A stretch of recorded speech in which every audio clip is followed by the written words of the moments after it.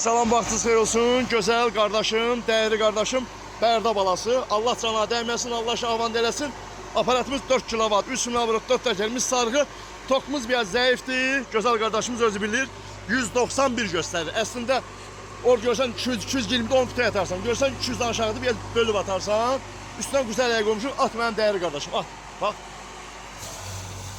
Hələ motorumuzu miskətdə qoşmuşuq. Aparatın üstündə alüminyumlu miskətdə qoşmuşuq. Otun içində daşdan ələfdən var. İnşallah Bərdə rayonunun nə kəndi dedin?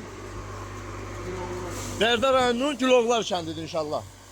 Nol fazadır. Ot çək, saman çək, arpa çək, bıqda çək.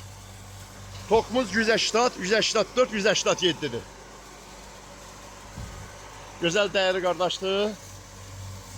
Neçə gündür deyir Ayşə, səni gözləyirəm, axır ki qardaş aparat gətirə bildim. 177, 180. Aslında onu 220 atmalıdır bak. Çok zayıftı bak. 170, 173. Nətər doğrayır? Əvadır. Bəsdir.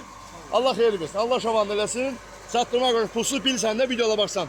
Avtomat dəşi püskatel qoymuşuq yanmamaq üçün. Yananda yenə ziyan dəyər 7 manat bunu mən verəcəm.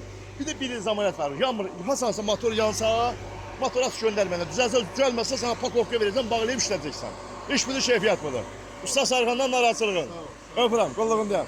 Qardaş satan kimi dedi, qoçaq adamsan ki, bunu aparıb bölgədə satsa, mənim işim peşəm budur. Şükür Allah. Öpürəm qardaş, var ol, söndür. Allah xeyir versin.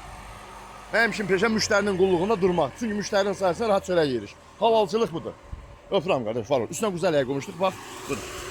Bu da bunu doğradı qədər. Əgər istəsəz, bölgələri də var. Ələklər hanı? Ələyin biri oradadır, ələyin biri buradadır, ələyin biri buradadır. Bu da arpa bığdan ciftili şüpindildir. Nol fazadır, 4 təkər mis sarğı, hamısı burada.